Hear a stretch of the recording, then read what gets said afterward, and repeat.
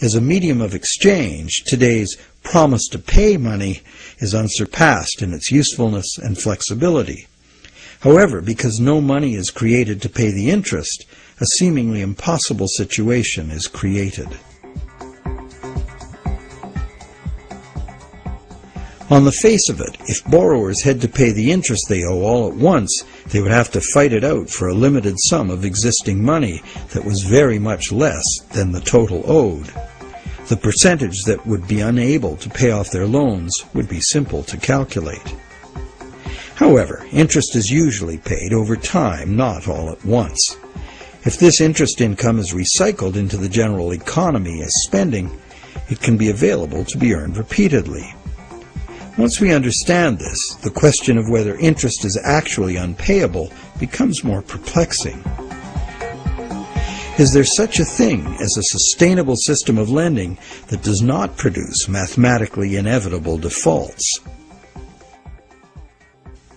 In the Middle Ages, usury, meaning charging interest or any form of making gains solely from having money, was condemned as a sin.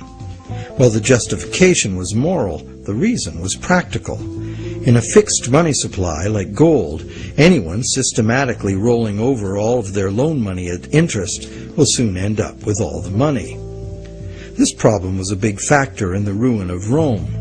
Private accumulations of gold forced the government to mint coins made of base metals instead of the real thing. Debased currency led to failing confidence and ultimate decline. The lesson was well learned. For the next 1,000 years, the Roman Catholic Church declared collecting interest on a loan to be a sin punishable by excommunication. In some countries, the penalty for practicing usury was death. Is charging interest really a sin? While today it seems very reasonable to charge for the use of money, there's a simple and unavoidable problem with doing so.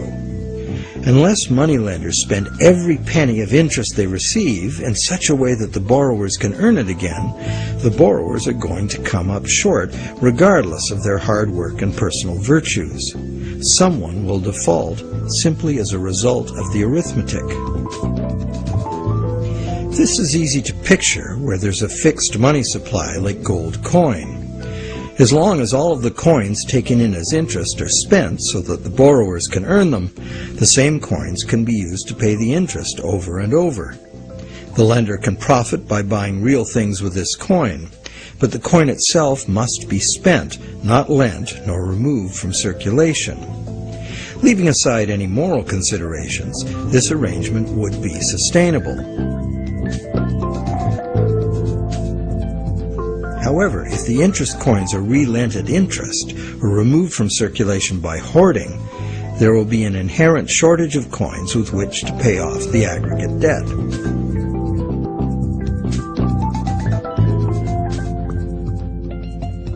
The situation is essentially no different in our current debt-based system. As we have seen, nowadays virtually every dollar comes into existence as debt, with a scheduled appointment to be extinguished as a principal payment on the loan that created it. Thus, for all borrowers to be able to make their payments of principal plus interest, two things must be true. The dollar created as the principal of the loan must be available to be earned by the borrower in order to make the principal payment that extinguishes that dollar. And every dollar the borrower pays to the bank as interest must also be available to be repeatedly earned by the borrower so that it can be paid as interest again and again. There is a common theory, undoubtedly popular with lenders, that because the banks spend their interest earnings as operating expenses, interest to depositors, and shareholders' dividends, there is in fact enough money released back into the community to make all payments. However, like the idea of absolute shortage, this is an oversimplification. Picture what happens if someone else, such as you or I or an institutional non-bank lender, obtains this dollar and then lends it out at interest. Well, now that same dollar is simultaneously owed to two lenders and has two simultaneous interest charges attached to it. In addition, if this dollar is loaned, repaid, and reloaned by the secondary lender, it is not available to pay off the principal of the loan that created it, except as another loan. So, can we borrow from Peter to pay Paul and borrow from Paul to pay Peter? This gets interesting. We can. However, each time money is borrowed, there's an interest charge added that also must be paid. If all added interest charges can be earned, all payments can be made. On this basis, many economists and defenders of the current system claim there can never be a shortage of money and all payments can be made. But this seems to be a false assurance. For instance, if secondary lenders capture some of the money needed to retire the loan that created that money, the original loan can never be retired. The deficiency will have to be borrowed over and over forever, each time at interest. Each deficiency will be cumulative, adding to an ever-building total of debt that can never be paid off. And it stands to reason that for each added interest charge in the system as a whole, something extra is demanded of the system as a whole to pay for it. This affects everyone, producers, governments, and consumers. For producers, that something extra must be raised through higher prices or more sales. However, competition for more sales usually requires lowering prices, necessitating even more sales, and leads to overproduction and saturation of the market. The end result can mean job losses, plant closures, and bankruptcies.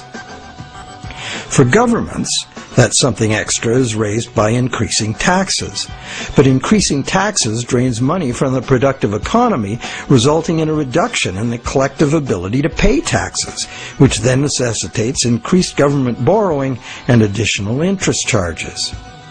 For consumers, something extra can mean getting an additional job, or borrowing to pay past debts, or paying off debt over longer periods of time. However, competition for jobs tends to lower wages, and paying over longer periods of time adds enormously to the amount of interest owed. And of course, borrowing to pay off past debts is like trying to fill a hole with more hole. And that is the situation we find ourselves in today. Producers can't sell more because consumers can't afford to buy. Governments are cutting taxes, not raising them, because consumers can't afford to buy. Governments are cutting taxes, not raising them, hoping to stimulate consumer demand. And consumers' real incomes are limited or even falling due to competition for a limited number of jobs. Therefore, any increase in the total amount of interest charges within the monetary system as a whole will result in a genuine shortage of money. This is because the real productive economy is limited by the availability of nature's resources. The productive economy exists to serve actual needs. It simply cannot keep pace with the demands of the artificial financial economy, which has an unlimited appetite for profit, and which operates with no regard for the natural limitations of the real world.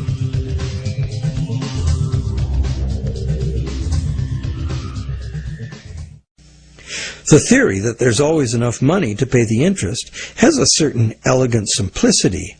However, by the very nature of the assertion to be true, it has to be 100% true. This is impossible. For one thing, secondary lenders, who are not banks, do comprise a significant proportion of lenders, and they add their interest charges to money that already bears an interest burden. Beyond that, we have a cultural expectation. Everyone who has money expects it to generate more. Money that needs to be spent and made available to be earned by its original borrower is, instead, lent at interest or invested for gain. Therefore, we can conclude that the two conditions that must be true for all borrowers to be able to make their payments of principal plus interest and thus permanently discharge their debt, those conditions are not met by the current system. Nowhere in the current system is there any restriction on relending money that was created as a loan, nor is there any obligation upon banks to make their profits from interest available to be earned by borrowers, enabling them to extinguish their debts. Quite the opposite. Banks invest these profits to make further profits. And it's not just the banks that cause the problem. Anyone who takes their ball of money and starts rolling it like a snowball to make it bigger does so at the expense of borrowers who will not find that money available to pay their debts, except as more debt. And of course, those rolling the biggest snowballs pick up the most snow. As the saying goes, the rich get richer and the poor get poorer. Money needed by borrowers in the lower realms of workaday productive economics moves upstairs to play in the casino world of abstract financial profit, and that's a world where transactions are little more than gambling on numbers in an effort to achieve higher numbers. They have little or nothing to do with providing the necessities of life.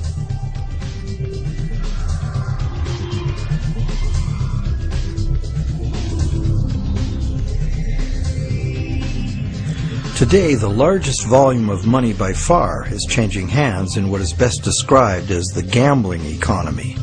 The foreign exchange markets, the derivatives market, and the rest of the financial instruments being played by banks and investment funds for as much profit as possible. For example, the volume of trade on the world's foreign exchange markets in just 1 week exceeds the total volume of world trade in real goods and services during an entire year. This money is in continuous play by speculators looking to make windfall profits on currency fluctuations. It exists, but only in the gambling economy. So how unpayable is the ubiquitous interest burden in actual fact? That could only be determined with certainty by tracking all the money in the world. With over 6 billion people earning, spending, borrowing, and lending, the world's money flows are at least as complex as the flows of the ocean. They are impossible to know. But the direction is pretty clear and simple, and it's the same old story. The rich are taking increasingly more money into the gambling economy, where ordinary borrowers have almost no chance to obtain it. And the only way the system can stay solvent is to create more money. And as money is created as debt, the only way to create more money is to create more debt in every way possible, including ridiculously easy credit for unqualified borrowers, massive government expenditures on security and war, and bailouts of insolvent banks.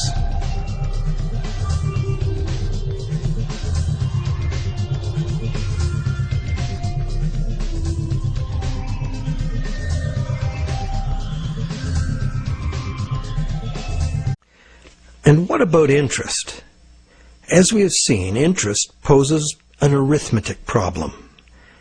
And it's a problem that can only be solved in 3 ways. 1, defaults and foreclosures. 2, perpetual growth of the money supply. Or the preferable and only other solution, 100% recycling of interest as spending.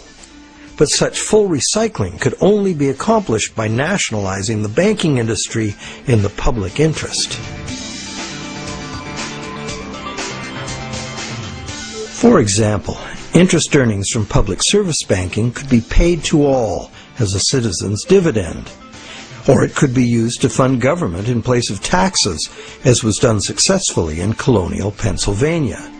And that's just one instance of a society that organized its monetary system differently. There have always been alternatives, and there are alternatives now.